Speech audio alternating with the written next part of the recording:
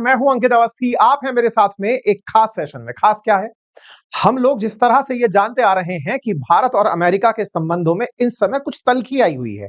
भारत का इन दिनों रूस प्रेम, चाइना का मौका परस्ती, ये सब देखने को मिल रहा है।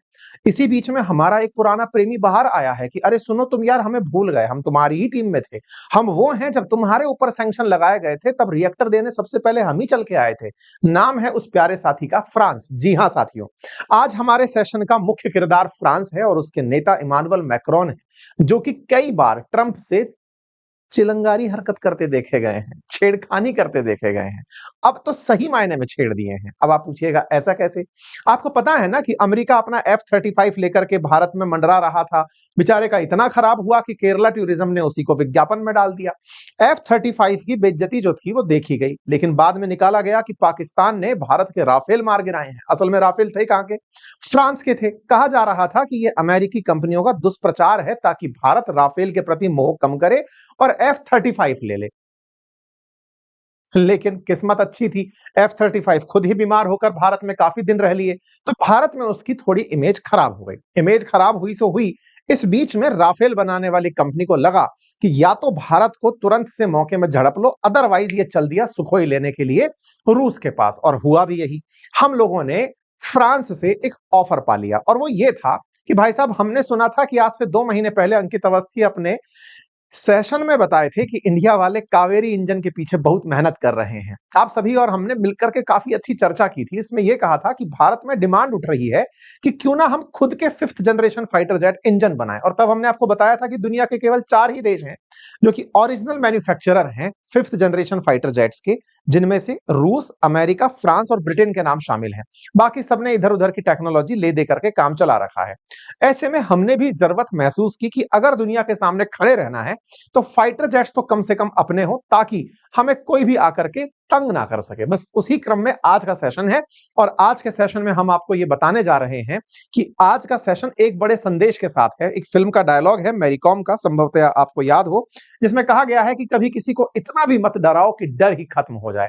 शायद भारत के साथ यही हो रहा है। इस बार लाल किले की प्राचीर से प्रधानमंत्री नरेंद्र मोदी ने ट्रंप को सीधे शब्दों में यही संदेश दिया था कि मेरे प्रिय मित्र डोनाल्ड ट्रंप, आपसे बात यह है कि आपने हमारे साथ जो टैरिफ वॉर खेला, हम समझ रहे थे कि हम आप पर रेसिप्रोकल टैरिफ काफी लगाते हैं, लेकिन आपका व्यापार हमें समझ में आ रहा था। आप चाहते थे कि आप F-35 हमें टिका दें। आप चाहने के साथ साथ हमारे ऊपर और भी तरह के दबाव डाल रहे थे। हम लेते चल रहे थे कि आप कुछ ना कुछ तो बढ़िया कर ही देंगे, लेकिन करें क्या? आप तो हमारे ऊपर सैंक्शन लगाने निकल आए।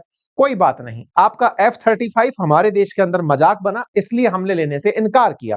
आने वाले समय में रूस के प्रति हमारा प्यार आपसे देखा नहीं गया तो आपने टैरिफ नाम का सैंक्शन हम पर लगा दिया। कोई बात नहीं। इसी बीच में न्यूज निकल कर आई थी और मैंने 2 हफ्ते पहले आपको बताई थी, जिसमें प्रधानमंत्री मोदी और पुतिन की बातचीत हुई, जब ट्रंप ने कहा कि हम भारत पर एडिशनल 25% टैरिफ लगाएंगे, जो कि बाद में पता चला कि वो एक सैंक्शन था।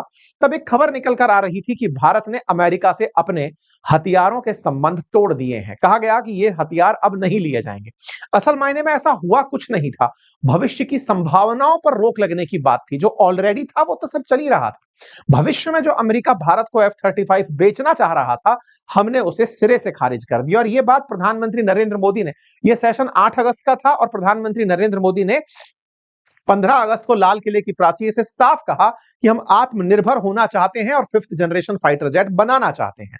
आज हेडलाइन बस यही बनी है कि फ्रांस की कंपनी है जिसने भारत के साथ मिलकर 5th जनरेशन फाइटर जेट बनाने का न्योता दे दिया है। या फिर यह कहिए कि आप भारत और फ्रांस मिलकर भारत में ही मेक इन इंडिया इनिशिएटिव के तहत पूरी तरह टेक्नोलॉजी ट्रांसफर के तहत पूरी तरह मेक इन इंडिया की बैजिंग के साथ इंडिया में ही 5th जनरेशन फाइटर जेट बनाएंगे। कंपनी का नाम है सैफरन। बहुत सारे लोग सैफरॉन पार्टी से इसे रिलेट कर ले जाएंगे। कंपनी सैफरन है और ये राफेल का इंजन बनाने वाली कंपनी है। राफेल ऑलरेडी 4.5th जनरेशन का फाइटर जेट है और 5th जनरेशन फाइटर जेट के लिए ये भारत के साथ मिलकर के इस डील को करने जा रहे हैं। आप अचानक पूछेंगे ये नया किरदार निकल कहां से आया? देखिए, इनकी कहानी लंबी चौड़ी है। हमने कईयों बार आपको बताया है कि जब जब दुनिया में ध्रुव बनते हुए दिखते हैं, अमेरिका और रूस दो धड़े बनते हुए दिखाई देते हैं, हालांकि अमेरिका और चाइना इस समय पर प्रतिद्वंदी बनकर के खड़े हैं, उसी बीच में फ्रांस भी बाहर निकल कर आता है कि भैया हम भी डेवलप्ड कंट्री हैं, हमने भी दुनिया पर कभी राज किया है। वो बात दूसरी है कि इन दिनों हम लोग थोड़े पिछड़ कर चल रहे हैं, लैंड छोटी रह गई, बूढ़ों का देश रह गया, अभी हमारे यहाँ इतना ज्यादा सुधार नहीं हो रहा है, लेकिन हमें भी कंसीडर कीजिए। अच्छा, भारत के लिए हथियार खरीदारों के रूप में, मतलब ये मानिए कि भारत जहां से हथियार खरीदता है उनमें से टॉप 5 में कभी नंबर 3 कभी नंबर 4 फ्रांस हमेशा बना रहा है। ऐसे में फ्रांस फिर से आया कि सुनो भैया, राफेल ज्यादा पुराने अभी हुए नहीं है, इंजन दे दें क्या? संभवतः यही बात मोदी जी को समझ में भी आ गई थी, इसीलिए उन्होंने लाल किले से अनाउंस कर दिया था। रक्षा मंत्री राजनाथ सिंह ने अपने कार्यक्रम में यह ऐलान किया कि भारत 5वीं जनरेशन के लड़ाकू विमान बनाने के लिए तेजी से आगे बढ़ रहा है।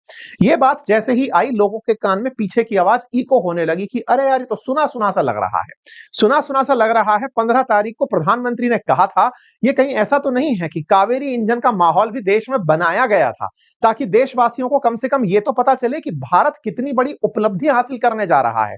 आज से 2 महीने पहले के आसपास कावेरी इंजन जब ट्रेंड हुआ था, कावेरी इंजन, तब हम समझ ही नहीं पा रहे थे कि ये अचानक ट्रेंड क्यों होने लगा, ताकि भारतीयों को ये समझ में आए कि भारत सरकार इस जरूरत को आप लोगों को बताना चाहती है कि भाई ये बहुत इंपॉर्टेंट चीज है, आप और हमें ये सबसे ज्यादा जरूरी है, हम इस पर काम करना चाहते हैं। बस बिल्कुल वही हुआ। रक्षा मंत्री कार्यालय की तरफ से 5th जनरेशन फाइटर जेट के लिए एक सूचना आती है। कंपनी का नाम सैफ्रॉन रखा जाता है कि हम इंजन मेकिंग काम को भारत के साथ मिलकर शुरू करने जा रहे हैं। रक्षा मंत्री ने इकोनॉमिक टाइम की वर्ल्ड लीडर फोरम के अंदर यह जानकारी दी और उन्होंने प्रॉपर तरीके से और भी कुछ चैलेंजेस के बारे में बताया कि कैसे कैसे हम लोग टेक्नोलॉजी के मामले में धीरे धीरे आत्मनिर्भर होते जा रहे हैं। काफी सारी बातें इन्होंने आत्मनिर्भरता के बारे में कही, कहा कि फाइटर जेट बनाने के लिए HAL कैसे काम कर रहा है, तमाम प्रकार की रक्षा क्षेत्रों की उपलब्धियां। आप सब जानते हैं कि भारत रक्षा क्षेत्र के अंदर आत्मनिर्भर होने के साथ साथ एक्सपोर्टर बनने की भी लड़ाई में लगा है। भारत चाहता है कि अब हम धीरे धीरे और देशों को, विशेष रूप से ग्लोबल साउथ के जो अपने मित्र राष्ट्र हैं, उनको हथियार बेच सकें और उनसे लाभ कमा सकें। अक्सर हमारे लिए दुनिया बाजार ही रही है, दुनिया वालों के लिए हम बाजार ही रहे हैं। विशेष रूप से अमेरिका की तो लड़ाई ही ये है कि दुनिया के लिए तुम बाजार हो और हमसे तुम पैसा कमाते हो। यार, अमेरिका को तुम बाजार बना लिए हो। इन व्यापारी भाई साहब को यह बात समझ में आई थी और इसीलिए ये हमसे झगड़ लिए थे। झगड़े के साथ साथ हमसे ये कहे कि तुम यार हमसे कमाते हो कम से कम 40-45 बिलियन डॉलर साल का, एक काम करो ना, जो पैसा हमसे कमाते हो उस पैसे से रूस से फाइटर जेट मत खरीदो, हमसे खरीद लो। बोले कौन सा दोगे? बोले हमारा F-35 ले लो। हमने कहा ठीक है, विचार करेंगे, लेकिन एक काम करो ना, आपसे हम पहले ही हमारे तेजस के लिए आपके यहां की जो कंपनी GE है उससे GE 414 इंजन मांगे थे, अब तक तो आप वो डिलीवर नहीं कर पाए। ये बात तब है जब मोदी जी बाइडेन साहब से मिलकर के इस बात को करके आए थे। हमने कहा था कि हमारे फाइटर जेट बनाने में सारी तैयारियां पूरी हैं, तेजस बन के तैयार खड़ा है, बस इंजन फिट करना बाकी है। आपके यहां से हमारे पास इंजन नहीं आ रहा। अगर फाइटर जेट के इंजन रहे होते तो इस समय ऑपरेशन सिंदूर में हम और मजबूती से होते। भारत पाकिस्तान के सामने या फिर हमारे जितने भी मोर्चे हैं जहां पर हमें दुश्मन का सामना करना पड़ता है, हमारे पास बहुत ज्यादा फाइटर जेट्स की जरूरत है, लेकिन वो अटके पड़े हैं क्योंकि आपसे कमिटमेंट ले रखा है कि आप इंजन देंगे, आप दे नहीं पाए। इसलिए अब हमें ये जरूरत महसूस होने लगी, बिल्कुल वैसे ही जैसे कारगिल वार के समय अटल बिहारी वाजपेयी जी को जरूरत महसूस हुई थी अपना GPS बनाने के लिए, जिसे आज आप IRNSS कहते हैं कि अटल जी ने उस समय अमेरिका से यह मांगा था कि बता दो भाई दुश्मन कौन सी चोटी पर बैठा है, अगर आप GPS की लोकेशन बता दोगे तो सीधा हमारी तोप ठिकाने पर लगाएगी और उड़ा देगी। अमेरिका ने आनाकानी करते हुए कहा कि नहीं, हमारा पाकिस्तान प्रेम है, हमारी वो संतान है जिसको हमने पैदा किया लेकिन अभी अबंडन चाइल्ड की तरह छोड़ दिया। कभी कभार हमें इसकी खैरियत आती है, विशेष रूप से जब जब पड़ोसी कूटने आते हैं, इसलिए हम छोड़ते हैं। हमने कहा ठीक है, आप केयर करिए इसकी, हम इसका समय पा करके इलाज कर देंगे। करा, हमने अपना IRNSS बना लिया। अब तो हालात ये है कि भारत ने आजादी के बाद पहली बार घुस के पाकिस्तान की सीमाओं के अंदर आतंकी ठिकानों को प्रिसीजन के साथ उड़ाया।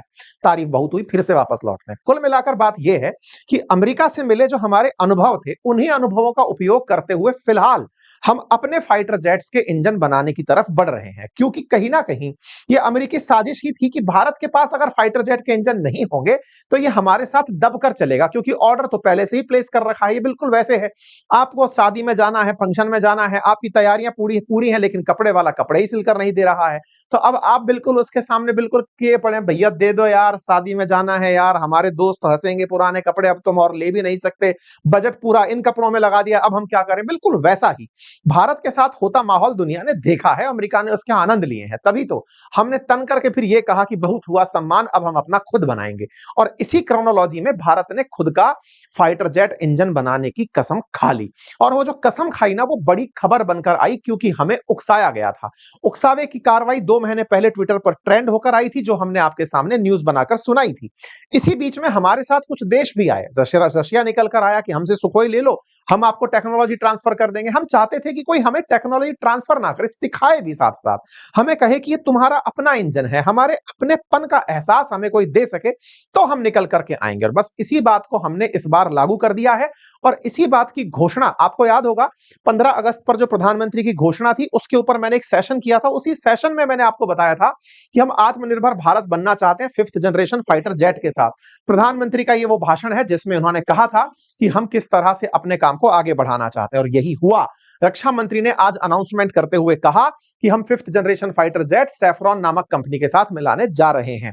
सैफरॉन फ्रांसीसी कंपनी है, फ्रांसीसी कंपनी है, अमेरिका को चेज करना चाहती है। अच्छा, इन दोनों का एक पुराना झगड़ा रहा है, थोड़ा सा याद दिला देता हूं, शायद आपको याद आ जाए। आपको याद है कि अमेरिका ने एक बार फ्रांस से एक बहुत बड़ी डील छीन ली थी, जिसके बाद इमानुएल मैक्रोन एकदम खार खाए बैठे थे। याद दिला देता हूं आपको, बात है ऑस्ट्रेलिया की। ऑस्ट्रेलिया को फ्रांस ने कहा था कि वो इन्हें सबमरीन देगा, और उस सबमरीन में डीजल इलेक्ट्रिक सबमरीन देने की बात की गई थी। बहुत महंगी डील थी, ऑस्ट्रेलिया से फ्रांस को एक बहुत बड़ा सौदा मिला था। लेकिन तब अमेरिका ने यूके के साथ मिलकर ऑस्ट्रेलिया के साथ एक गठबंधन बनाया, जिसे ऑकुस गठबंधन कहा गया, ऑस्ट्रेलिया यूके यूएस। और उसमें यह कहा गया कि यूके और यूएस मिलकर के न्यूक्लियर पावर्ड सबमरीन देंगे ऑस्ट्रेलिया को। ऑस्ट्रेलिया ने फ्रांस के साथ डील कैंसिल कर दी। फ्रांस भयंकर नाराज हुआ, अमेरिका को खरी खोटी सुनाई और कहा कि मौका मिला तो तुम्हें देख लिया जाएगा। और वो देखा गया। देखा कैसे गया, आप इस बात का अंदाजा लगाइए। अमेरिका चाहता था भारत को F-35 बेचना, इसी बीच में ये पहले अपने हमको राफेल बेच गए और इस बार इंजन बेच गए, जब हम इनके GE-414 के साथ लड़ रहे हैं। आपको मैं याद दिला दूं, बहुत से ऐसे मंच रहे हैं जहां पर इमानुएल मैक्रोन ट्रंप के मजे लेते देखे गए हैं। याद करिए G7 मीटिंग, जिसमें प्रधानमंत्री मोदी भी कनाडा गए थे। उस समय पर ईरान पर हमला करने की अमेरिका तैयारी कर रहा था।